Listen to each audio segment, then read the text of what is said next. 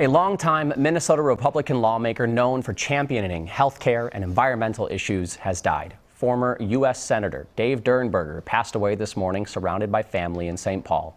In 1978, he became the first Republican senator from Minnesota in 20 years and served until 1995. After Washington, he taught at St. Thomas University. Senator Durenberger was 88 years old. Pat Kessler joining us now to talk about his impact. We know he had a long career. Yeah, he really did, and he had an impact on Minnesota politics and the landscape here. He was a consequential United States senator, a driving force behind some of the most important legislation of the 1980s and the 90s.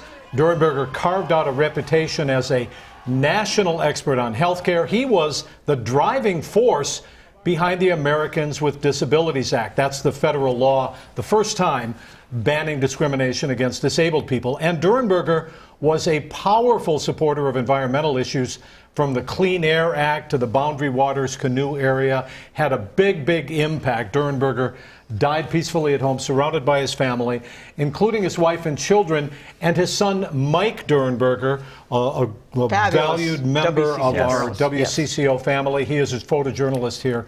Our thoughts go to the family. Absolutely.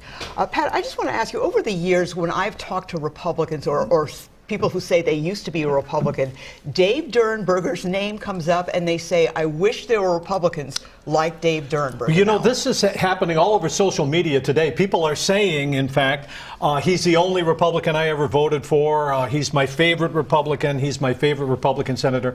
A lot of warm feelings coming out with Dave Durenberger.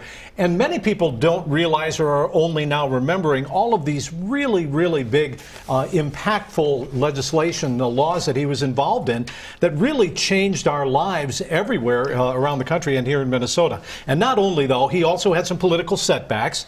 He was rebuked by the U.S. Senate in 1990 for ethics violations, and he did not seek a third term. But importantly, he was elected 3 times in Minnesota, and it's very difficult for a U.S. senator to do that. Absolutely. And the first time he was elected, he said there was a unique way he entered the political realm. Well, he did. It was called the Minnesota Massacre. He served out the last 4 years, elected to serve out the last 4 years of Hubert Humphrey's term. He served those 4 years.